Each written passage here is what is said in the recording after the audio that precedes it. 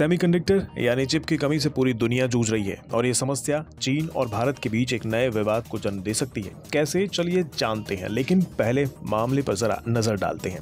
दरअसल चिप की कमी से भारत में इसका सीधा असर ऑटो और गैजेट्स इंडस्ट्री पर पड़ रहा है, जिसका नतीजा ये है कि ऑटो कंपनियों के प्रोडक्शन में कमी आई है। लेकिन अब ये समस्या जल्द ही दूर होने वाली है।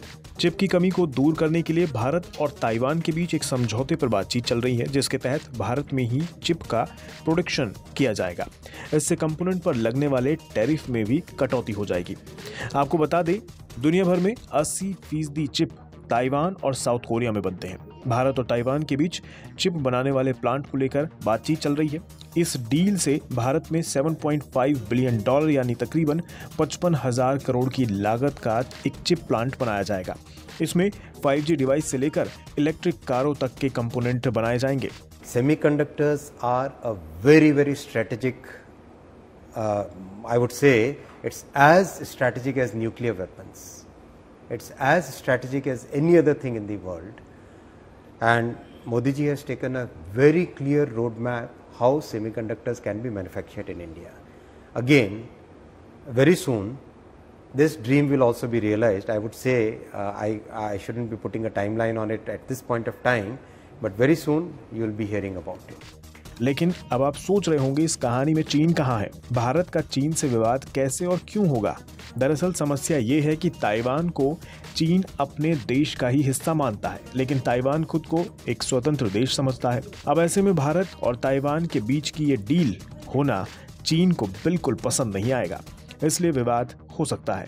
वहीं ये डील ऐसे समय में हो रही है जब दुनिया भर के लोकतांत्रिक देश चीन के खिलाफ खड़े होने के लिए आर्थिक और सैन्य संबंधों को बढ़ा रहे हैं। जहां एक और ताइवान से ये डील करना भारत के लिए फायदे का सौदा होगा, तो वहीं दूसरी ओर चीन से तनाव बढ़ने का डर भी बना रहेगा। खैर, जो होगा सो देखा जाएगा। फिलहाल जिस चिप ने कई कंपनियों के प्रोडक्शन को ठप कर दिया है, वो चिप इतनी जरूरी क्यों है, अब आपको इस पर भी ज्ञान दे देते हैं।